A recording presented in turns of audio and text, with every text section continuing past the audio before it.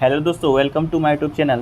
तो दोस्तों, आप सभी के डिमांड पे मैं बीएड इंट्रेंस एग्ज़ाम के प्रिपरेशन के लिए समान जानकारी, जो कि एक महत्वपूर्ण सेक्शन है एग्ज़ाम का, जिससे कि इस सेक्शन से कुल 40 प्रश्न आते हैं,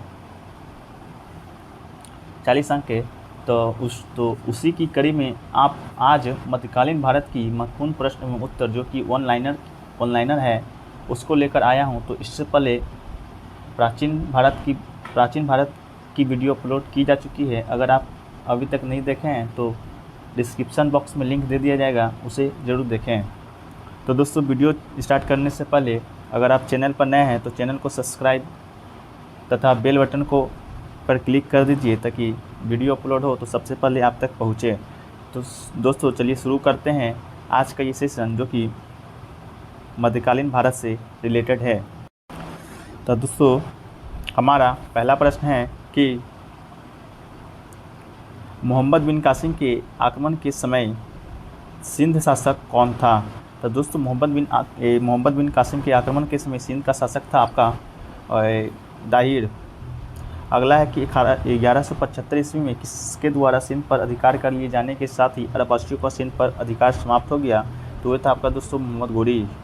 अगला है कि मोहम्मद बिन कासिम के इराक के किस शासक का प्रतिनिधि या सेनापति था? तो दोस्तों, वो आपका है अल हजाल। अगला है कि मोहम्मद बिन कासिम के अपने सिंध अभियान में सर्वप्रथम किस नगर पर विजय प्राप्त की थी? तो दोस्तों, वो आपका है देवल। अगला है कि मोहम्मद बिन कासिम के आक्रमण के समय सिंध की राजधानी कहाँ थी? तो दोस्तों, सिंध की राजधानी थी वो थी आलोर। अगला है दोस्तों कि अरब के आक्रमण के बाद भारत पर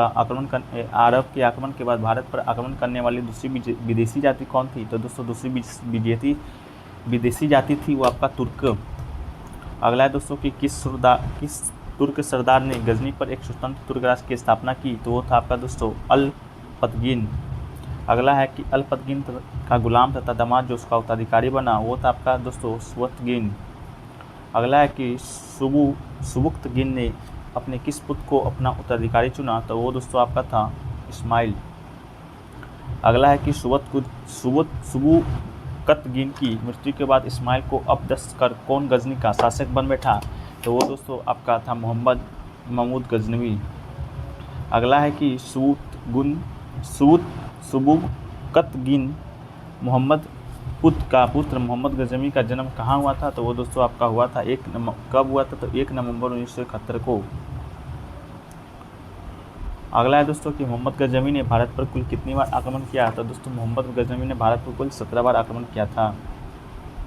अगला है कि मोहम्मद गजनवी का प्रथम आक्रमण किस ईस्वी में तथा किस हिंदू राजा के विरुद्ध हुआ था, जिसमें पराजित होने के बाद हिंदू शाही राजा ने आग में जलकर आत्महत्या कर ली? तो दोस्तों, मोहम्मद बिन गजनवी का प्रथम आक्रमण 1001 ईस्वी में हुआ था। जयपाल उसमें हिंदू राजा था। अगला है कि मोहम्मद गजनवी ने अपना सर्वाधिक चर्चित आक्रमण किस नगर पर किया था? वो आक्रमण कब हुआ था? भारत में मोहम्मद गजनवी का यह कौन सा आक्रमण था? तो दोस्तों, ये था आपका सोमनाथ पर आक्रमण था, जो कि 1025 या 1026 ईस्वी में हुआ था, या उसका 16वां आक्रमण था। अगला है दोस्तों कि महमूद गजनवी की मृत्यु कब तथा कहाँ हुई? तो दोस्तों, महमूद गजनवी की मृत्यु अप्रैल 1030 ईस्वी में गजनी में हुई थी। अगला है दोस्तों कि महमूद गजनवी के साथ भारत आने वाला किस विद्वान का मूल नाम रेहान मोहम्मद बिन अहमद था? तो दोस्तों, ये था आपका अल-बरूनी। अगला है दोस्तों कि महमूद गजनवी के साथ भारत आने वाला विद्वान जिसने संस्कृत भाषा सीखी, भारतीय दर्शन का अध्ययन किया, तो वो था आपका दोस्तों अल-बरूनी। अगला है दोस्तों कि किताबुल हिंद तथा तहक़ीक़ हिंद मूल रूप से किस भाषा में लिखी गई थी? तो दोस्तों, किस भाषा में लिखी गई है? तो ये दोस्तों आपका लिखी गई है अरबी। अगला है दोस्तों कि अल-बरूनी रचित प्रसिद्ध पुस्तक का क्या नाम है, जो 11वीं सदी के भारत के सामाजिक राजनीतिक धार्मिक और आर्थिक स्थिति का सही चित्रण किया है? तो आपका दोस्तों है किताबुल हिंद। अगला है दोस्तों कि महमूद गजनवी के आक्रमण के समय भारत का सर्वाधिक शक्तिशाली राजा कौन सा था? तो वो था आपका दोस्तों कन्नौज। अगला है दोस्तों कि शाहनामा महमूद गजनवी के किस दरबारी विद्वान की रचना है? तो आपका है दोस्तों फिरदौसी। अगला है दोस्तों कि महमूद गजनवी के दरबार की राजभाषा क्या थी? तो राजभाषा थी आपका दोस्तों फारसी। अगला है दोस्तों कि इस्लामिक जगत में खलीफा से प्रथम सुल्तान की उपाधि प्राप्त करने वाला व्यक्ति था आपका दोस्तों महमूद गजनवी। अगला है कि महमूद गजनवी के भारत आक्रमण के किस विद्वान ने जिहाद पवित्र युद्ध की संज्ञा दी थी, तो वो था आपका दोस्तों इतिहासकार अल बरूनी। अगला है कि मोहम्मद गजनवी की मृत्यु के बाद किसने गजनी पर अधिकार कर लिया था, तो गजनी पर अधिकार गयासुद्दीन मोहम्मद बिन शाम ने कर लिया था।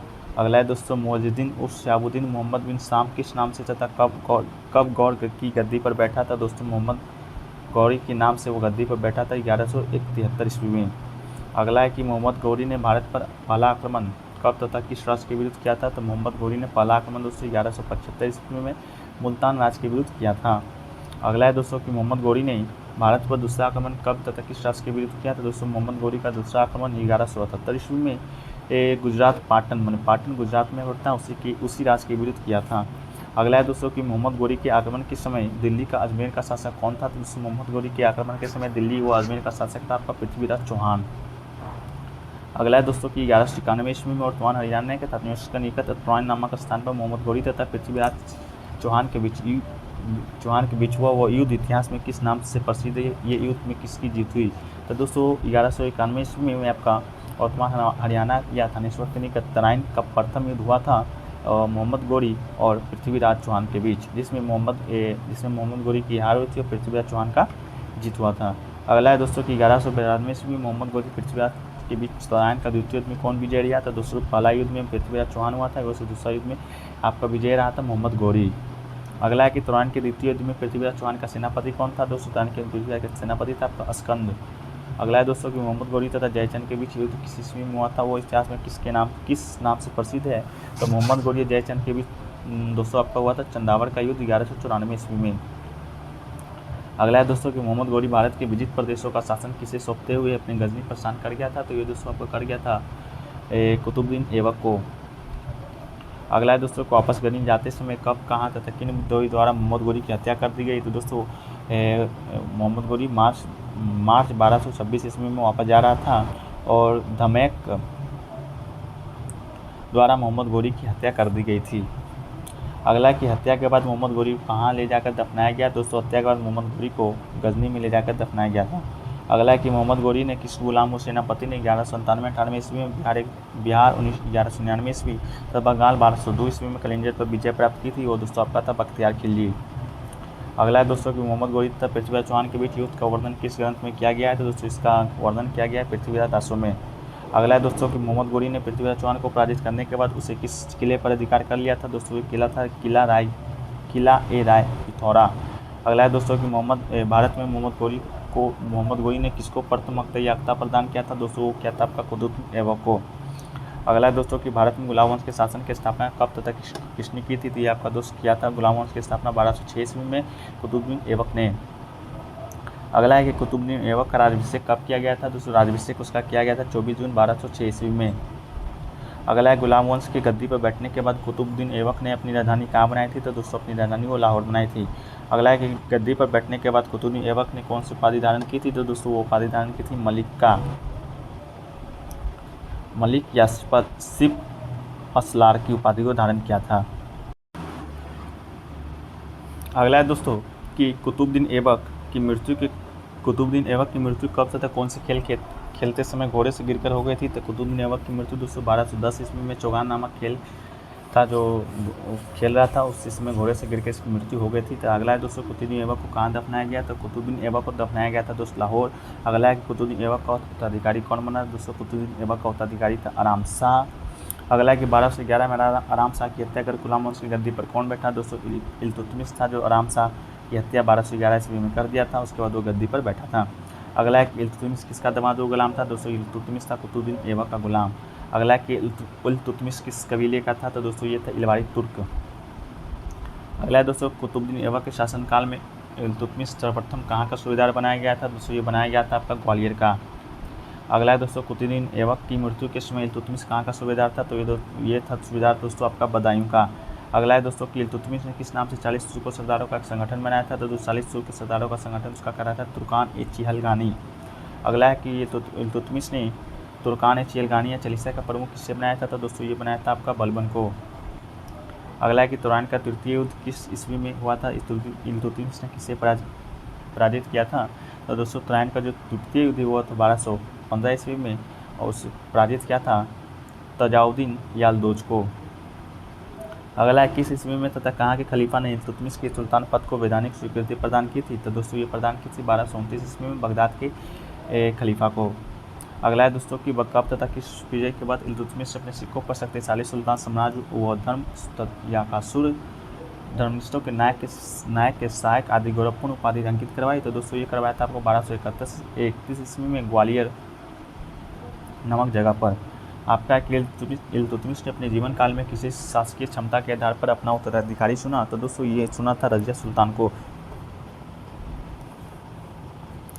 अगला है दोस्तों कि इल्तुतमिश का अंतिम अभियान कौन सा था जहाँ इसमें वो बीमार पड़ गया, बाद में उसकी मृत्यु हो गई? तो दोस्तों बाबियान का अभियान था जो अफगानिस्तान में पड़ता है। अगला है दोस्तों इल्तुतमिश की मृत्यु कब हुई? तो दोस्तों इल्तुतमिश की मृत्यु अप्रैल 1236 ईस्वी में हो गई थी। अगला है दोस्तों कि इल्तुतमिश ने सर्वाधिक विद्वान जिसे उससे महान दयालु या विद्वान एवं हृदय के प्रति श्रद्धा रखने वाला सुल्तान बताया था, ये था दोस्तों मिनाज-उस-सिराज। अगला है दोस्तों कि इल्तुतमिश की मृत्यु के बाद उसकी इच्छा के विरुद्ध अमीरों ने उसके किस पुत्र को दिल्ली का सुल्तान बना दिया? तो दोस्तों वो था रुकनुद्दीन फिरोज। अगला है दोस्तों कि रुकनुद्दीन फिरोज एक विलासी आलसी व्यक्ति था इसलिए उसके शासनकाल में शासन की वागडोर वास्तव किसके हाथ में थी? तो वो था आपका दोस्तों शाहतुकार्न। अगला है कि शाहतुकार्न तथा रुकनुद्दीन फिरोज के अवंचित तथा अत्याचारपूर्ण कार्यों से परेशान होकर तुर्की अमीरों ने रुकनुद्दीन फिरोज की हत्या करवाकर किसे दिल्ली का सुल्तान बना दिया? तो दोस्तों वो बना दिया था आपका रजिया सुल्तान को। अगला है कि रजिया ने सेनापति के पद पर किसे नियुक्त किया था? तो सेनापति के पद पर कुतुबुद्दीन हसन गौरी को नियुक्त किया था।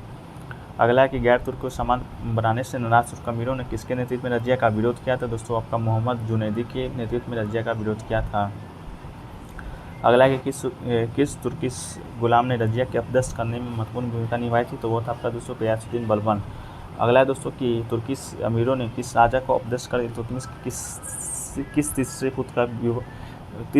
तीसरे पुत्र को उसकी जगह सुल्तान बना दिया? तो वो था दोस्तों आपका बरहमशाह। अगला है दोस्तों कि मुइज़ुद्दीन बरहमशाह ने अपने द्वारा सृजित एक नए पद नाइब अर्थात नाइब मुमलिक पर सर्वप्रथम किसे नियुक्त किया था? तो उसने नियुक्त किया था इख्तियारुद्दीन एतगिन को।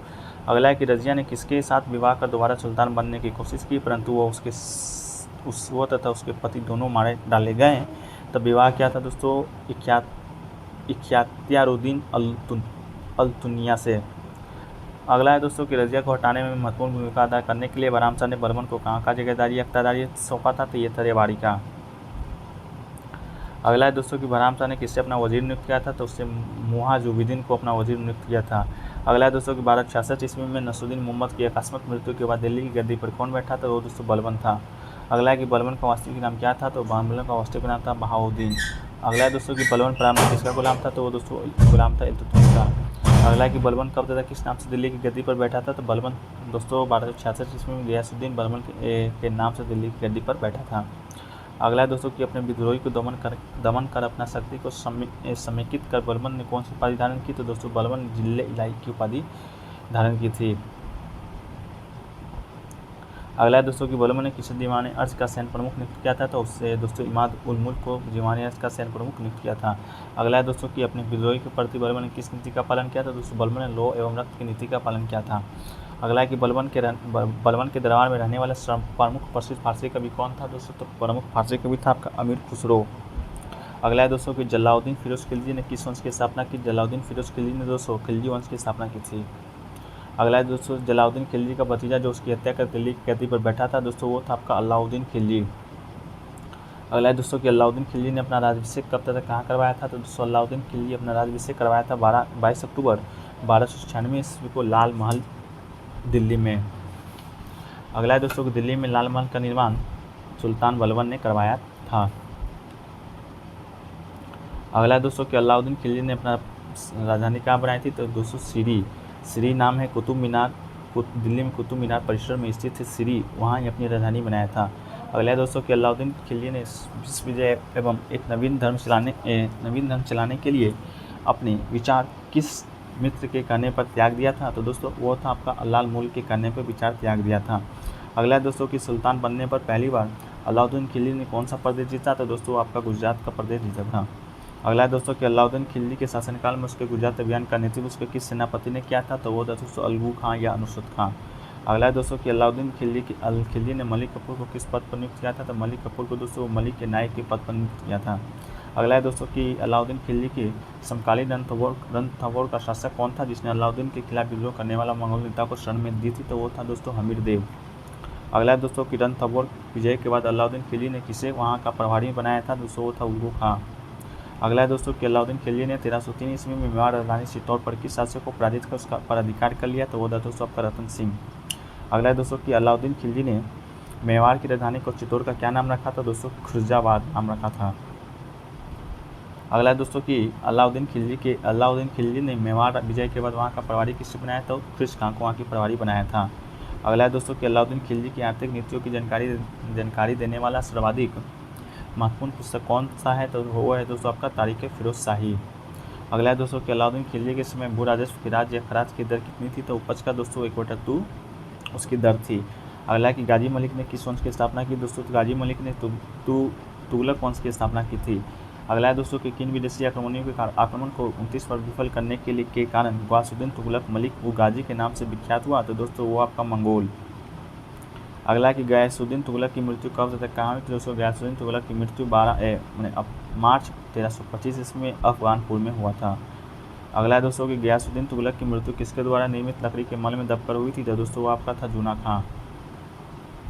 अगला है दोस्तों गयासुद्दीन तुगलक की मृत्यु के बाद जूना खां किस नाम से दिल्ली की गद्दी पर बैठा? तो वो दोस्तों आपका मोहम्मद बिन तुगलक के नाम से दिल्ली की गद्दी पर बैठा था। अगला 1326-27 में मोहम्मद बिन तुगलक ने अपनी राजधानी दिल्ली से कहाँ स्थापित की थी? तो दोस्तों देवगिरी, दिल्ली से देवगिरी राजधानी स्थापित की थी मोहम्मद बिन तुगलक ने। अगला है दोस्तों कि मोहम्मद बिन तुगलक ने देवगिरी जो कि वर्तमान महाराष्ट्र राज्य के औरंगाबाद जिले में स्थित का नया नाम क्या रखा? तो वो दोस्तों आपका नया नाम रखा था दौलताबाद। अगला है दोस्तों किस ईस्वी में मोहम्मद बिन तुगलक ने राजधानी को पुनः दिल्ली स्थापित कर दी थी? वो दोस्तों आपको 1335 ईस्वी में। अगला है दोस्तों कि 22 मार्च 1351 ईस्वी में मोहम्मद बिन तुगलक की मृत्यु कहाँ हुई थी? तो वो दोस्तों गोदाल सिंध में स्थित है, वहाँ मृत्यु उसकी हो गई थी। अगला है दोस्तों कि मोहम्मद बिन तुगलक का उत्तराधिकारी कौन बना? तो दोस्तों मोहम्मद बिन तुगलक का उत्तराधिकारी बना फिरोज शाह तुगलक। अगला है दोस्तों फिरोज शाह तुगलक का पहला राज्याभिषेक कब कहाँ हुआ? तो उसका पहला राज्याभिषेक 20 मार्च 1351 ईस्वी में थट्टा नामक जगह पर हुआ था। अगला है दोस्तों फिरोज शाह तुगलक का दूसरा राज्याभिषेक कब हुआ? तो पहला राज्याभिषेक तो 20 मार्च 1351 हुआ था। दूसरा राज्याभिषेक 1 महीना बाद अगस्त 1351 ईस्वी में दिल्ली में हुआ था। अगला है दोस्तों कि फिरोज शाह तुगलक के शासनकाल में भू राजस्व खराज का कुल उपज का कितना भाग लिया जाता था? तो दोस्तों आपका लिया जाता था 1/5 से 1/3। अगला है कि फिरोज शाह तुगलक द्वारा बसाए गए 100 नगरों में उसके सर्वाधिक प्रिय नगर कौन सा था जो नदी के किनारे स्थित है? तो वो था दोस्तों आपका फिरोजाबाद जो कि यमुना नदी के किनारे स्थित था। अगला है दोस्तों फिरोज शाह तुगलक ने कहाँ फिरोज शाह दुर्ग का निर्माण किया था? फिरोज शाह दुर्ग का निर्माण से दोस्तों कोटला में दिल्ली में करवाया था। अगला है दोस्तों कि फिरोज शाह तुगलक का आत्मकथा का क्या नाम है? तो उसका आत्मकथा का नाम है दोस्तों फतुहाते फिरोज शाही। अगला है दोस्तों कि फिरोज शाह तुगलक की मृत्यु कब हुई? मृत्यु से पहले उसने किससे अपना उत्तराधिकारी नियुक्त किया? तो उसका मृत्यु दोस्तों हुआ था आपका 20 सितंबर 1388 ईस्वी में 20 सितंबर 1388 ईस्वी में। उसके बाद उसका उत्तराधिकारी नियुक्त किया था दोस्तों तुगलक शाह को। अगला है कि नुसरत शाह के बाद दिल्ली का सुल्तान कौन बना था? नुसरत शाह के बाद दिल्ली का सुल्तान दोस्तों बना नसरुद्दीन मोहम्मद। अगला है दोस्तों कि नसरुद्दीन मोहम्मद तुगलक के शासनकाल में तैमूरलंग का आक्रमण कब हुआ था? तैमूरलंग का आक्रमण दोस्तों 17 सितंबर 1398 ईस्वी में तैमूरलंग का आक्रमण हुआ था। अगला है दोस्तों वापस जाते समय तैमूरलंग ने किसे दिल्ली में अपना प्रतिनिधित्व नियुक्त किया था? तो तैमूरलंग ने दोस्तों ख्रिज खां को अपना प्रतिनिधि नियुक्त किया था। अगला है दोस्तों तैमूरलंग के वापस जाने के बाद सुल्तान नसरुद्दीन शाह ने किसकी मदद से पुनः दिल्ली पर अधिकार कर लिया? तो दोस्तों वह था आपका मल्लू इकबाल की मदद से। अगला है दोस्तों कि दौलत खां अगला है दोस्तों कि दौलत खां लोधी को युद्ध में पराजित कर दिल्ली की गद्दी पर कौन बैठा था? तो वो दोस्तों आपका था ख्रिज खां। अगला है दोस्तों ख्रिज खां ने किस राजवंश की स्थापना की थी? तो वो दोस्तों आपका सैयद वंश की स्थापना की थी। अगला है दोस्तों ख्रिज खां ने सुल्तान की उपाधि न कर कौन सी उपाधि धारण की थी? तो ख्रिज खां ने रेला ए आला की उपाधि धारण की थी। अगला है दोस्तों ख्रिज खां ने अपने को किसका प्रतिनिधि मानता था? वो नियमित रूप से कर भेजा करता था, वो था आपका दोस्तों शाहरुख। अगला है दोस्तों कि 20 मई 1421 ईस्वी में ख्रिज खां की मृत्यु के बाद उसका उत्तराधिकारी कौन बना? तो उसका उत्तराधिकारी बना दोस्तों मुबारक शाह। अगला एक मुबारक खां ने कौन सी उपाधि धारण की, तो मोहम्मद खां ने शाह की उपाधि धारण की थी। अगला है दोस्तों मुबारक शाह का वजीर कौन था, तो दोस्तों उसका वजीर था सरवर उल मुल्क। अगला है दोस्तों यमुना के किनारे मुबारक शाह ने किस नाम से एक शहर की स्थापना की थी, मुबारक शाह ने दोस्तों मुबारकाबाद नामक शहर की स्थापना किया था। अगला है दोस्तों मुबारक शाह ने के बाद दिल्ली का सुल्तान कौन बना, वो किस नाम से दिल्ली की गद्दी पर बैठा, तो मुबारक शाह के बाद दिल्ली का सुल्तान बना दोस्तों मोहम्मद बिन फरीद खान, जो मोहम्मद शाह के नाम से दिल्ली की गद्दी पर बैठा था। अगला है दोस्तों कि मोहम्मद शाह की मृत्यु के बाद उसका उत्तराधिकारी कौन बना, तो मोहम्मद शाह की मृत्यु के बाद उसका उत्तराधिकारी बना दोस्तों अलाउद्दीन। अगला है दोस्तों अलाउद्दीन की कौन सी उपाधि धारण की, तो दोस्तों वो धारण की थी अलाउद्दीन आलम शाह की उपाधि। अगला है दोस्तों अलाउद्दीन आलम शाह का वजीर कौन था, दोस्तों तो उसका वजीर था आपका अमित खां। अगला है दोस्तों कि अलाउद्दीन आलम शाह ने अमित खां की हत्या किसने करवा दी, तो दोस्तों इसकी हत्या करवा थी बहलोल लोदी ने। अगला है दोस्तों कि किस शासक की मृत्यु के बाद सैयद वंश का अंत हो गया, तो दोस्तों अलाउद्दीन आलम शाह की मृत्यु के बाद सैयद वंश का अंत हो गया। अगला है कि सैयद वंश के बाद दिल्ली सल्तनत पर किस वंश का शासन स्थापित हो गया, तो सैयद वंश के बाद दोस्तों लोधी वंश का शासन स्थापित हो गया था। अगला है दोस्तों लोधी वंश की स्थापना किसने की थी, तो दोस्तों लोधी वंश की स्थापना की थी बहलोल लोधी ने। अगला है दोस्तों कि बहलोल लोधी कब तक किसकी उपाधि से दिल्ली की गद्दी पर बैठा, तो बहलोल लोधी 19 अप्रैल 1451 ईस्वी में बहलोल शाह गाजी की उपाधि से दिल्ली की गद्दी पर बैठा था। अगला है दोस्तों किस शासक को एक बार दिल्ली सल्तनत में मिलाना ही बहलोल लोधी की सबसे महत्वपूर्ण सफलता थी, तो वो दोस्तों जौनपुर को। अगला है दोस्तों बहलोल लोधी द्वारा जौनपुर राज्य को दिल्ली सल्तनत में मिला जाने के समय वहाँ का शासक कौन था, तो वहाँ का शासक था दोस्तों आपका हुसैन शाह। अगला है दोस्तों कि बहलोल लोधी का पुत्र जो उत्तराधिकारी बना वो था दोस्तों निजाम खां। अगला है दोस्तों कि निजाम खां कब तक किस उपाधि से दिल्ली की गद्दी पर बैठा था, दोस्तों निजाम खां 17 जुलाई 1498 ईस्वी में सुल्तान सिकंदर शाह की नामक उपाधि से दिल्ली की गद्दी पर बैठा था।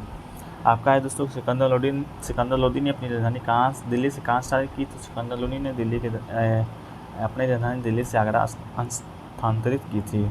अगला है दोस्तों सिकंदर लोदी ने संगीत के किस ग्रंथ की रचना की थी, तो वो है दोस्तों लज्जत ए सिकंदर शाही। अगला है दोस्तों सिकंदर लोदी के पुत्र जो मृत्यु के बाद उसका उत्तराधिकारी बना वो था दोस्तों आपका इब्राहिम लोदी। अगला है दोस्तों इब्राहिम लोदी कब तक किस नाम से दिल्ली की गद्दी पर बैठा था, इब्राहिम लोदी दोस्तों 21 नवंबर 1517 ईस्वी में इब्राहिम शाह नामक की उपाधि से दिल्ली की गद्दी पर बैठा था। अगला है दोस्तों कि पानीपत का प्रथम युद्ध कब तक किसके साथ हुआ, इब्राहिम लोदी मार डाला गया। और दोस्तों पानीपत का जो प्रथम युद्ध हुआ था 21 अप्रैल 1526 ईस्वी को इब्राहिम लोदी और बाबर के साथ।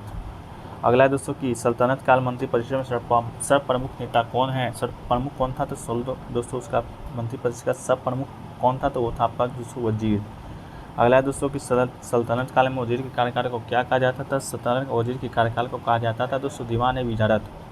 अगला है कि सल्तनत काल में वजीर मुख्यतः किस विभाग का प्रधान होता, तो वो था दोस्तों आपका राजस्व विभाग का। अगला है दोस्तों कि सल्तनत काल में राजकीय आय व्यय का लेखा जोखा करने वाला मंत्री को क्या कहते हैं, तो उसको मंत्री को कहते थे दोस्तों मुशर्रिफ ए मुमालिक। अगला है दोस्तों कि दिल्ली के किस सुल्तान ने सबसे पहले एकताओं को सिक्के जिलों में विभाजित किया था, वो आपका दोस्तों था बलबन। अगला है दोस्तों सल्तनत काल में प्रशासन की छोटी इकाई क्या थी, प्रशासन की छोटी इकाई थी दोस्तों आपका ग्राम। अगला है दोस्तों कि सल्तनत काल में सेना का सर्वोच्च सेनापति कौन था, तो सेना का सर्वोच्च सेनापति था दोस्तों आपका सुल्तान। अगला है दोस्तों दिल्ली के सुल्तान के किस सुल्तान ने सैन्य सेना को रखने की शुरुआत की, तो वो दोस्तों था आपका अलाउद्दीन खिलजी। अगला है दोस्तों कि सैन्य पदों को वंशानुगत बनाने वाला दिल्ली का सुल्तान कौन था, वह है दोस्तों आपका फिरोज शाही तुगलक। अगला है दोस्तों कि दिल्ली के किस सुल्तान ने गोरे को दागने और सैनिक की हुलिया पहचान रखने की प्रथा चलाई, तो वो था आपका दोस्तों अलाउद्दीन खिलजी। अगला है दोस्तों कि दिल्ली सुल्तान के किस सुल्तान ने सैनिक को वेतन केवल एकता देने की शुरुआत की, तो वो था दोस्तों आपका इल्तुतमिश। अगला है दोस्तों कि दिल्ली के किस सुल्तान ने इल्तुतमिश द्वारा पारंपरिकता प्रथा को समाप्त कर सैनिक को नगद वेतन देने की प्रथा की शुरुआत की, तो वो दोस्तों अलाउद्दीन खिलजी। अगला है दोस्तों किल सुल्तान ने अलाउद्दीन द्वारा समाप्त की गई एकता प्रथा को पुनः प्रारंभ कर दिया, तो वो था आपका दोस्तों फिरोज शाह तुगलक।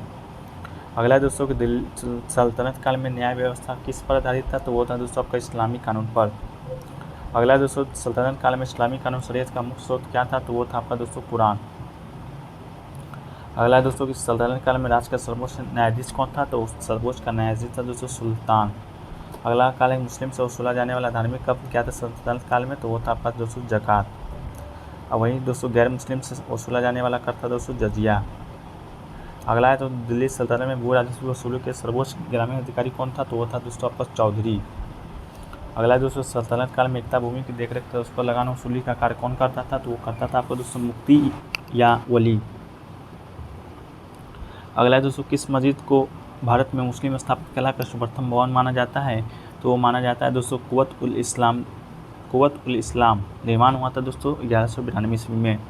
अगला है दोस्तों कि किस मकबरे को इतिहास में गुम्बद के नाम से जाना जाता है, तो इल्तुतमिश के मकबरे को इतिहास में गुम्बद के नाम से जाना जाता है। अगला है 1199 ईस्वी में कुतुबुद्दीन ऐबक द्वारा प्रारंभ की गई कुतुब मीनार को किसने पूर्ण किया था, तो दोस्तों इसको पूर्ण किया था दोस्तों आपका इल्तुतमिश ने। अगला है कि शेख निजामुद्दीन औलिया की मकबरे पर मस्जिद का निर्माण किस सुल्तान ने करवाया था, तो दोस्तों वो निर्माण करवाया था आपका मोहम्मद बिन तुगलक ने। अगला है दोस्तों मुबारक शाह सैयद तथा सिकंदर लोदी का मकबरा किस प्रकार का है, तो ये दोस्तों आपका है अष्टभुजीय प्रकार का। अगला है दोस्तों कि लोदी काल की स्थापत्य तथा वास्तुकला का सर्वोच्च उदाहरण है, तो मोट की मस्जिद है दोस्तों वो लोदी काल की स्थापत्य कला या वास्तुकला का सर्वोत्तम उदाहरण है। अगला है दोस्तों कि भारत में सबसे पहले दोहरे गुंबद के अंदर गुंबद का प्रयोग किस इमारत से किया गया, तो वो था आपका दोस्तों सिकंदर लोदी की मकबरी में। अगला है दोस्तों कि सभी लोदी सुल्तान को बाग-ए-जूर में दफनाया गया, जिसे आज किस नाम से जाना जाता है, तो दोस्तों इसे जाना जाता है लोदी गार्डन, जो कि नई दिल्ली में स्थित है। आपका अगला है दोस्तों कि दिल्ली सल्तनत काल का प्रसिद्ध कवि कौन था, तो वो था दोस्तों आपका अमीर खुसरो। अगला है कि दिल्ली के किस सुल्तान ने सिंहासन पर बैठते समय सामान्य जनता के लिए 21 दिनों की संगति गोष्ठी का आयोजन किया था, वह था आपका दोस्तों फिरोज शाह तुगलक। अगला है दोस्तों खलीफा की उपाधि धारण करने वाला दिल्ली का सुल्तान कौन था, तो वो था दोस्तों आपका मुबारक शाह खिलजी। अगला है दोस्तों कि दिल्ली सल्तनत कालीन किस सुल्तान को उसकी उदारता एवं दानी प्रवृत्ति के कारण लाख बख्श या लाखों का दानी कहा जाने लगा, तो वो है दोस्तों आपका कुतुबुद्दीन ऐबक। अगला है दोस्तों कि सर्वप्रथम किस सुल्तान ने राजधानी लाहौर से दिल्ली की स्थानांतरित की, तो वो थी आपका दोस्तों इल्तुतमिश। अगला है दोस्तों कि बगदाद की खलीफा से सुल्तान पद की वैधानिक स्वीकृति प्राप्त करने वाला दिल्ली का पहला शासक कौन था, तो वो था दोस्तों आपका इल्तुतमिश।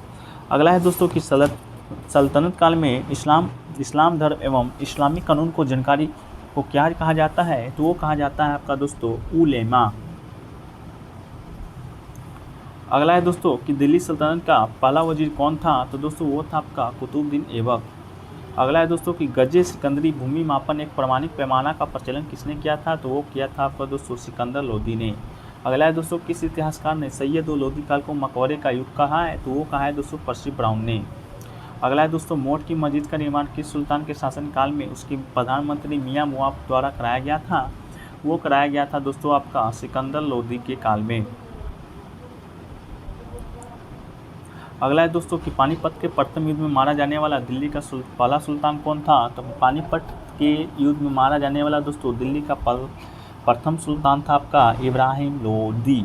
अगला है दोस्तों कि किस सुल्तान ने बगदाद के खलीफा का नाम अपने सिक्के पर खुदवाया था, तो दोस्तों वो था आपका इल्तुतमिश। अगला है दोस्तों कि दिल्ली के किस सुल्तान ने 40 गुलाम सरदारों का एक संगठन बनाया जिसे तुर्कान-ए-सहेलगानी या चालीसा कहा गया, तो वो आपका दोस्तों था इल्तुतमिश। अगला है दोस्तों कि इल्तुतमिश द्वारा गठित तुर्कान-ए-सहेलगानी का विघटन किस सुल्तान ने किया था, तो वो क्या था दोस्तों आपका बलबन। अगला है दोस्तों कि भारत में तुर्की समाज का वास्तविक संस्थापक कौन था, तो तुर्की समाज का वास्तविक संस्थापक था दोस्तों आपका कुतुबुद्दीन ऐबक। अगला है दोस्तों कि दिल्ली सुल्तान का पहला तुर्की महिला शासिका कौन थी, तो वो थी आपका दोस्तों रजिया सुल्तान। अगला है दोस्तों कि इल्तुतमिश का समकालीन मंगोल नेता जिसने मंगोलों को एक सूत्र में संगठित किया, तो वो था आपका दोस्तों चंगेज खां। अगला है कि चंगेज खां को अपने आप को क्या करने पर गर्व महसूस करता था, तो भगवान का अभिशाप करने पर वो अपने आप को गर्व का महसूस करता था। अगला है कि अमीर खुसरो की मृत्यु कब हुई, दोस्तों अमीर खुसरो की मृत्यु 1325 ईस्वी में हो गई थी। अगला है कि दिल्ली के किस सुल्तान को मुद्रा डालने का राजा कहा जाता है, दोस्तों मोहम्मद बिन तुगलक को मुद्रा डालने का राजा कहा जाता है। अगला है दोस्तों कि सल्तनत काल में सबसे कम समय शासन करने वाला राजवंश कौन था, तो वो था दोस्तों आपका खिलजी वंश। अगला है दोस्तों सल्तनत काल में सबसे अधिक समय में शासन करने वाला राजवंश कौन था, वो था दोस्तों तुगलक राजवंश। अगला है दोस्तों कि लैला मजनू किस सल्तनत कालीन विद्वान की रचना है, तो लैला मजनू दोस्तों आपका अमीर खुसरो की रचना है। अगला है दोस्तों कि सल्तनत काल में सबसे बड़ी सेना किस सुल्तान के पास थी, तो वो थी आपका दोस्तों अलाउद्दीन खिलजी के पास। अगला है दोस्तों दिल्ली का सुल्तान, अंतिम सुल्तान कौन था, वो था दोस्तों इब्राहिम लोदी। अगला है दोस्तों विजयनगर साम्राज्य की स्थापना कब वो किन्होंने की थी, तो विजयनगर साम्राज्य की स्थापना 1336 ईस्वी में दोस्तों हरिहर बुक्का नामक दो भाई ने की थी। अगला है दोस्तों विजयनगर साम्राज्य की प्रारंभिक राजधानी कहाँ थी, वो कालांतर में कहाँ हस्तांतरित की गई, तो प्रारंभिक राजधानी थी दोस्तों अनेगुंडी, उसे हम्पी फिर बाद में ले जाया गया। अगला है दोस्तों कि विजयनगर साम्राज्य का भाषा क्या थी, तो वो था आपका दोस्तों तेलुगु। अगला है दोस्तों कि हरिहर बुक्का के पिता का क्या नाम है, तो उसके पिता का नाम था दोस्तों संगम। अगला है दोस्तों कि किस विजयनगर शासक ने विजयनगर की रानी अनेंगो दुर्ग से हम्पी स्थापित की, तो वो था दोस्तों आपका हरिहर प्रथम। अगला है दोस्तों कि वेदांत प्रतिष्ठापक की उपाधि किस विजयनगर शासक को धारण की थी, वो था आपका दोस्तों बुक्का प्रथम। अगला है दोस्तों संगम वंश के शासकों में सबसे पहले किस महाराज धीराज की उपाधि धारण की, तो वो था दोस्तों आपका हरिहर द्वितीय। अगला कि हरविलास किस विजयनगरकालीन तेलुगु कवि की रचना है, तो वह आपका दोस्तों श्रीनाथ की रचना। अगला है कि तेलुगु कवि श्रीनाथ किस विजयनगर शासक के दरबार में रहते थे, तो वो थे आपका दोस्तों देवराव द्वितीय के दरबार में। अगला है कि सालू वंश का अंतिम शासक कौन है, तो वो था दोस्तों इमादी नरसिंह। अगला है दोस्तों किस विजयनगर शासक ने विवाह कर को असंत समाप्त कर दिया था, वो था दोस्तों आपका वीर नरसिंह। अगला है दोस्तों किस विजयनगर शासक ने विवाह को कर को पुनः समाप्त कर दिया, तो वो था आपका दोस्तों कृष्णदेव राय। अगला है दोस्तों कृष्णदेव राय का संबंध विजयनगर किस राजवंश से है, तो वह है दोस्तों आपका तुलुबु वंश के राजवंश से। अगला है कृष्णदेव राय किस तिथि को शासनारूढ़ हुआ था, तो वो हुआ था दोस्तों 8 अगस्त 1509 ईस्वी में। अगला है कि कृष्णदेव राय का योग प्रधान सह सेनापति कौन था, तो वो था दोस्तों साल्गु तिम्मा। अगला है कि कृष्णदेव राय किस भाषा का महान विद्वान था, तो वो तेलुगु भाषा का महान विद्वान था। अगला है कि संस्कृत नाटक ग्रंथ जाम्बती कल्याणम की रचना किसने की थी, तो उसकी थी दोस्तों आपका कृष्णदेव राय ने। अगला है कि संगीत निपुणता के कारण कृष्णदेव राय को कौन सी उपाधि धारण की गई, तो दोस्तों वो आंध्र भोज की उपाधि धारण की गई थी। अगला है दोस्तों किस विजयनगर शासक का शासनकाल तेलुगु साहित्य का क्लासिक युग कहलाता है, तो वो कहलाता है आपका दोस्तों कृष्णदेव राय का ही शासनकाल। अगला है कि कृष्णदेव राय की मृत्यु के बाद उसका उत्तराधिकारी कौन बना, तो वो बना दोस्तों आपका अच्युत देव राय। अगला है दोस्तों कि कृष्णदेव राय द्वारा बनाया गया तिरुपति मंदिर हिंदू धर्म की किस शाखा से संबंधित है, इसमें किस देवता का मूर्ति है, तो दोस्तों वैष्णव धर्म से संबंधित है और राम की मूर्ति है। अगला है दोस्तों विजयनगर शासक को वेंकट प्रथम का संरक्षक कौन था, तो वो था आपका दोस्तों तिरुमल। अगला है दोस्तों वेंकट प्रथम को अपदस्थ कर विजयनगर का शासक कौन बन बैठा, तो वो था आपका दोस्तों सदाशिव। अगला है कि तालिकोटा युद्ध में विजयनगर का नेतृत्व किसने किया था, तो वो किया था आपका दोस्तों राम राय। अगला है दोस्तों कि तालिकोटा युद्ध को अन्य किस नाम से जाना जाता है, तो वो जाना जाता है दोस्तों बन्नी हट्टे का युद्ध। अगला है दोस्तों तालिकोटा युद्ध में बुरी तरह से पराजित होने के बाद चलक राज तिरुमल के सहयोग से सदाशिव राय ने किस राजधानी बनाकर शासन आरंभ किया, तो पेनुकोंडा को राजधानी बनाया था दोस्तों। अगला है दोस्तों किसने सदाशिव राय को उपदस्थ कर स्वयं शासक बन बैठा, तो दोस्तों तिरुमल। अगला है दोस्तों तिरुमल ने पेनुकोंडा में किस नए राजवंश की स्थापना की, तो वो दोस्तों था अराविडू। अगला है दोस्तों तिरुमल का उत्तराधिकारी कौन था, तो उसका उत्तराधिकारी था दोस्तों श्रीरंग प्रथम। अगला है दोस्तों श्रीरंग प्रथम का उत्तराधिकारी वेंकट द्वितीय ने अपने मुख्यालय सह राजधानी कहाँ बनाया, तो दोस्तों चंद्रगिरी को बनाया था। अगला है दोस्तों वेंकट द्वितीय के शासनकाल में 1622 ईस्वी में किसने मैसूर राज की स्थापना की, तो वोडेयार। अगला है दोस्तों कि विजयनगर साम्राज्य की शासन पद्धति क्या थी, तो राजतंत्रात्मक थी दोस्तों। अगला है कि विजयनगर साम्राज्य में राजा को क्या कहा जाता है, तो राजा को राय कहा जाता था। अगला है दोस्तों विजयनगर साम्राज्य में लोगों का मुख्य व्यवसाय क्या था, तो लोगों का मुख्य व्यवसाय था दोस्तों कृषि। अगला है कि विजयनगर साम्राज्य में भू राजस्व की दर का उपज का कितना भाग होता, तो 1/6 भाग होता। अगला है दोस्तों कृष्णदेव राय किस धर्म के अनुयायी थे, तो दोस्तों वो था वैष्णव धर्म का अनुयायी। अगला है दोस्तों किस विजयनगर शासक को एक अभिलेख में गज बैठकर हाथियों का विषयकारी कहा गया है, तो दोस्तों वो है आपका देवराय द्वितीय को। अगला है दोस्तों कि विजयनगर शासक जो अपने सभी युद्धों में सफल रहा, तो वो था दोस्तों कृष्णदेव राय। अगला है दोस्तों विजयनगर साम्राज्य में सबसे लंबे समय तक शासन करने वाला राजवंश था दोस्तों संगम वंश। अगला है दोस्तों कि मंदिर स्थापित कला की दृष्टि से विजयनगर का सबसे भव्य मंदिर कौन सा है, तो वो है दोस्तों विट्ठल स्वामी का मंदिर। अगला है दोस्तों कि हजारनामा मंदिर कहाँ स्थित है तथा इसके निर्माण किस विजयनगर शासक ने करवाया था, तो दोस्तों ये है आपका हम्पी में कृष्णदेव राय ने निर्मित करवाया था, जो समर्पित थे भगवान राय को। अगला है दोस्तों कि विरूपाक्ष मंदिर कहाँ स्थित है तथा इसका निर्माण किस विजयनगर शासक ने करवाया था? तो विरूपाक्ष मंदिर दोस्तों है आपका हम्पी में और करवाया था दोस्तों हरिहर द्वितीय ने। अगला है दोस्तों कि विजयनगर शासक ने अपने राज्याभिषेक तिरुपति मंदिर में कराया है? तो वो था आपका दोस्तों अच्युत देव राय। अगला है दोस्तों विजयनगर साम्राज्य के दो महान व्यक्ति जो संगीत में निपुण थे, वो है आपका दोस्तों पलाकृष्ण देव राय, दूसरा है हरिहर द्वितीय। अगला है दोस्तों विजयनगर की यात्रा पर आने वाले किस विदेशी यात्री ने विजयनगर साम्राज्य की दीपावली और नवरात्र के त्योहारों का वर्णन किया? तो वह आपका दोस्तों निकोलो कांटी। अगला है दोस्तों विजयनगर साम्राज्य के सबसे प्रमुख व्यापारिक पतन था, वह है आपका दोस्तों कालीकट। अगला है दोस्तों विजयनगर का सर्वाधिक प्रसिद्ध सिक्का कौन सा था, वो किस धातु का बना था? तो वो था दोस्तों वराह स्वर्ण का। अगला है दोस्तों कि भवानी राज की स्थापना कब और कहाँ हुई थी? तो दोस्तों भवानी राज की स्थापना 1347 ईस्वी में दक्कन में हुआ था। अगला है दोस्तों भवानी राज की स्थापना के समय दिल्ली का सुल्तान कौन था? वो था दोस्तों आपका मोहम्मद बिन तुगलक। अगला है दोस्तों भवानी राज का संस्थापक कौन है? तो वो था दोस्तों हसन गंगू या जफर खां। अगला है दोस्तों कि हसन गंगू उर्फ जफर खां अबुल मुजफ्फर अलाउद्दीन भवन शाह के नाम से किस तिथि गद्दी पर बैठा? तो 3 अगस्त 1347 ईस्वी में वो गद्दी पर बैठा था। अगला है दोस्तों भवानी राज का राजभाषा क्या थे? तो उसके राजभाषा से दोस्तों मराठी। अगला है दोस्तों भवानी राज का सबसे तराफ प्रांत कौन था? तो वो था आपका दोस्तों गुलबर्गा। अगला है कि भवानी समाज के पृथक होने वाला प्रथम राज, तो वो है दोस्तों आपका बरार। अगला है कि बीजापुर के किस सुल्तान ने सभी धर्मों के लोगों को प्रशासन में शामिल किया था? वो है आपका दोस्तों यूसुफ आदिल शाह।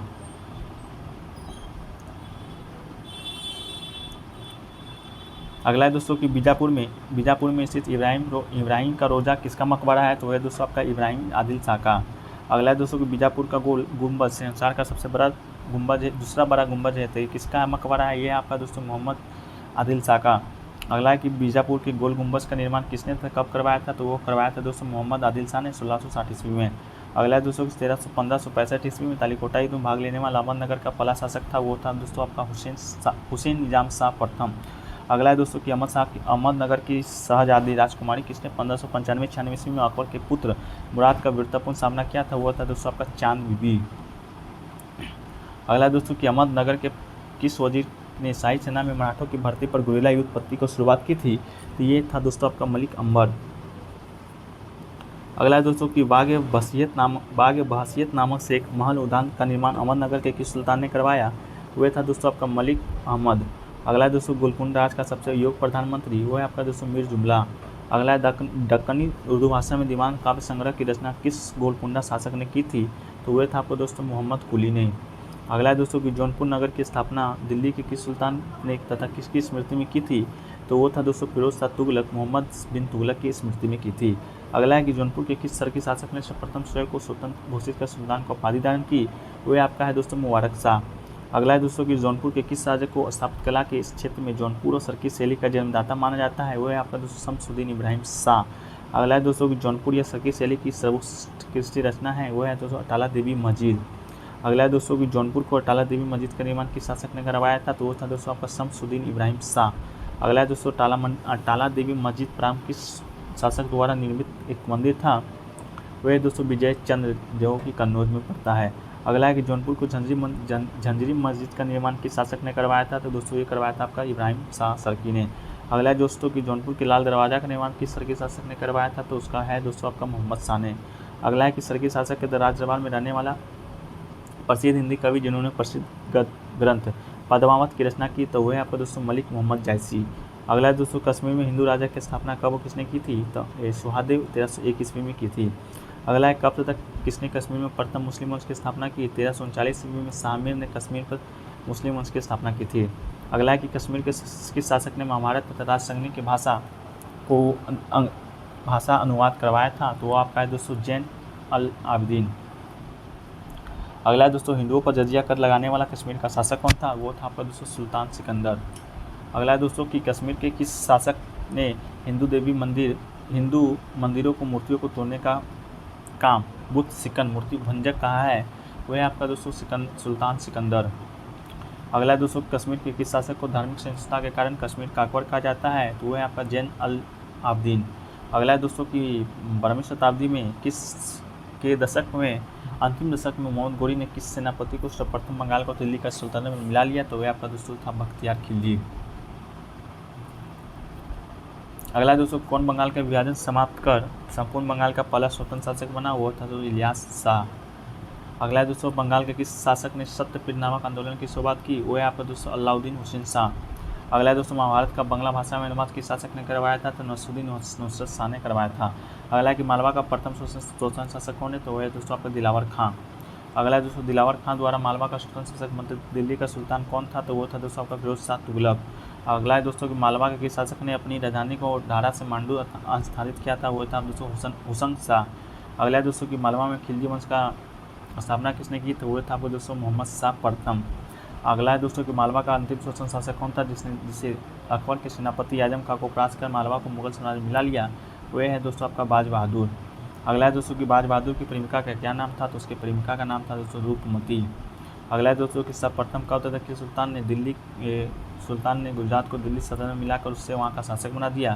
तो अलाउद्दीन खिलजी ने राजा कन को वहाँ का शासक बना दिया था। अगला है दोस्तों, 1401 ईस्वी में गुजरात के किस सूबेदार ने अपने आप को स्वतंत्र घोषित कर लिया? उस समय दिल्ली का सुल्तान कौन था? तो दोस्तों जफर खां है जो कि स्वतंत्र घोषित कर लिया था। उसमें तुगलक वंश का शासन था और दिल्ली का सुल्तान था नसरुद्दीन मोहम्मद शाह। अगला है दोस्तों कि जफर खां किस ईस्वी में था किस नाम से दिल्ली का स्वतंत्र सुल्तान बना? तो वह दोस्तों 1407 ईस्वी में सुल्तान मुजफ्फर शाह के नाम से दिल्ली का शासक बना था। अगला है दोस्तों कि किस मुगल सम्राट ने महमूद बेगरा को पूरी तरह से पराजित कर उसे गुजरात से बाहर खदेड़ दिया? तो ये था दोस्तों आपका हुमायूं। अगला है दोस्तों, किस ईस्वी तथा किस मुगल सम्राट ने गुजरात को मुगल साम्राज्य में मिला लिया था? तो दोस्तों वो 1572 ईस्वी में अकबर ने मुगल साम्राज्य को गुजरात को मुगल साम्राज्य में मिला लिया था। अगला है दोस्तों गुजरात की वास्तुकला का सर्वोत्कृष्ट नमूना किसे माना जाता है? इसका निर्माण किसने करवाया था? तो दोस्तों अहमदाबाद का जामा मस्जिद को अहमद शाह प्रथम ने इसका निर्माण करवाया था। अगला है दोस्तों, मेवाड़ की राजधानी कहाँ थी? तो मेवाड़ की राजधानी दोस्तों चित्तौड़गढ़ थी। अगला है दोस्तों, मेवाड़ का राणा जो स्वयं एक विद्वान था, वेद स्मृति मीमांसा उपनिषद व्याकरण राजनीति और साहित्य का ज्ञाता कहा जाता है, वह है आपका दोस्तों राणा कुंभा। अगला है दोस्तों कि मालवा पर विजय पाने वाला मेवाड़ का शासक कौन था जिसने वहाँ के खिलजी वंश शासक महमूद शाह को प्रथम को पराजित किया? तो वह था दोस्तों आपका राणा कुंभा। अगला है दोस्तों मेवाड़ के किस राणा शासक ने 1448 ईस्वी में चित्तौड़ में एक विजय स्तंभ की स्थापना की? वह आपका दोस्तों राणा कुंभा। अगला है मेवाड़ के किस राणा के शासनकाल में मेवाड़ अपने वैभव की शिखर पर पहुंच गया था? तो वो दोस्तों आपका था राणा सांगा। अगला है दोस्तों कि 1568 ईस्वी में मुगल सम्राट के आक्रमण के समय मेवाड़ का शासक कौन था? तो मेवाड़ का शासक था दोस्तों आपका उदय सिंह। अगला है दोस्तों, हल्दी घाटी का युद्ध कब तक किसके बीच हुआ था? हल्दी घाटी का युद्ध हुआ दोस्तों 1576 ईस्वी में राणा प्रताप व मुगल सेना के बीच में हुआ था। अगला है दोस्तों कि हल्दी घाटी का युद्ध जिसमें मुगल सेना विजय हुई थी, मुगल सेना का सेनापति कौन था? तो मुगल सेना का सेनापति था दोस्तों मान सिंह। अगला है कि किस मुगल सम्राट ने गंवार को मुगल समाज में मिला लिया? उसमें मेवाड़ का राजा कौन था? तो मेवाड़ का राजा था दोस्तों जहांगीर ने मुगल समाज में मिला लिया था, उसमें मेवाड़ का राजा था अमीर सिंह। अगला है कि मुगल वंश का संस्थापक कौन है? तो मुगल वंश का संस्थापक है दोस्तों आपका बाबर। अगला है दोस्तों कि बाबर का जन्म कहाँ हुआ था? तो बाबर का जन्म दोस्तों फरवरी 1483 ईस्वी में हुआ था। अगला है दोस्तों बाबर के पिता का क्या नाम था? 2113 के शासक थे, तो उसके पिता का नाम था उमर शेख मिर्जा फरगना के वो शासक थे। अगला है कि बाबर की माता का क्या नाम था? तो बाबर की माता का नाम था दोस्तों कुतुब निगार। अगला है दोस्तों किसके शासन पराक्रम एवं निर्भीकता के कारण बाबर की एक उपाधि मिली? तो दोस्तों बाघ। अगला है दोस्तों बाबर अपने पिता की मृत्यु के बाद बाबर फरगना का शासक कब तथा कितने वर्ष की आयु में बना? तो दोस्तों वो 8 जून 1497 में उसके पिता की मृत्यु हो गई थी, इसलिए वो 12 वर्ष की आयु में फरगना का शासक बना था। अगला कि बाबर ने बादशाह की उपाधि कब धारण की? तो बादशाह की उपाधि 1507 ईस्वी में धारण की थी। अगला दोस्तों बाबर का प्रथम अभियान या आक्रमण कब तथा किस जाति के विरुद्ध हुआ था? तो इसका प्रथम अभियान 1519 ईस्वी में यूसुफ जा जाति के साथ हुआ था। अगला है दोस्तों कि बाबर का पांचवा सर्वाधिक महत्वपूर्ण आक्रमण किसके विरुद्ध हुआ? तो वो था दोस्तों आपका इब्राहिम लोदी के साथ। अगला है कि बाबर तथा भारत के तत्कालीन सुल्तान इब्राहिम लोदी के बीच युद्ध कब था? कहाँ हुआ? तो ये युद्ध हुआ था दोस्तों आपका 21 अप्रैल 1526 ईस्वी में पानीपत में जिसे पानीपत का प्रथम युद्ध भी कहा जाता है। अगला है कि पानीपत हरियाणा के प्रथम युद्ध कौन विजय रहा? तो वो विजय हुआ था दोस्तों बाबर। अगला है कि पानीपत के प्रथम युद्ध के बाबर के विजय के सर्वाधिक महत्वपूर्ण कारक किसे माना जाता है? तो वो दोस्तों माना जाता है तोप खाने का प्रयोग। अगला है कि पानीपत का प्रथम युद्ध बाबर के विजय का दूसरा सबसे प्रमुख महत्वपूर्ण कारण किसे माना जाता है? वो माना जाता है दोस्तों तुगलमा युद्ध नीति का प्रयोग। अगला है दोस्तों कि पानीपत का प्रथम युद्ध भाग लेने वाला बाबर के दो प्रसिद्ध निशानेबाजी कौन थे, तो वो था आपका दोस्तों उस्ताद अली और मुस्तफ़ा। अगला है दोस्तों कि पानीपत के प्रथम युद्ध के बाद दिल्ली की गद्दी पर कब बैठा, तो बैठा दोस्तों आपका 27 अप्रैल 1526 ईस्वी को। अगला है दोस्तों कि पानीपत का प्रथम युद्ध के बाद अब अगला महत्वपूर्ण युद्ध किसके साथ लड़ा, तो वो लड़ा दोस्तों राणा सांगा के साथ। अगला है दोस्तों बाबर तथा मेवाड़ के तत्कालीन शासक राणा सांगा के बीच युद्ध कब था, युद्ध कहाँ हुआ था, तो युद्ध हुआ था दोस्तों आपका 17 मार्च 1527 ईस्वी में खानवा में, जिसे खानवा का युद्ध भी कहा जाता है। खानवा के युद्ध में बाबर का अगला महत्वपूर्ण युद्ध किसके साथ हुआ, तो वो हुआ दोस्तों आपका मेदिनी राय के साथ। अगला है कि बाबर तथा मेदिनी राय के बीच युद्ध जिसमें बाबर विजय रहा, कब तथा इतिहास में इस किस युद्ध के नाम से जाना जाता है, तो दोस्तों इतिहास में इसे चंदेरी का युद्ध के नाम से जाना जाता है, जो हुआ था 29 जनवरी 1528 ईस्वी को। आपका है दोस्तों चंदेरी के युद्ध के बाद बाबर का अगला महत्वपूर्ण युद्ध किसके साथ हुआ, तो दोस्तों हुआ वो आपका लोहानी अफगानों के साथ। अगला है दोस्तों कि बाबर तथा लोहानी अफगानों के बीच हुआ युद्ध भारतीय इतिहास में किस नाम से प्रसिद्ध है, तो वो नाम से प्रसिद्ध है दोस्तों घाघरा का युद्ध, जो हुआ था 6 मई 1529 ईस्वी को।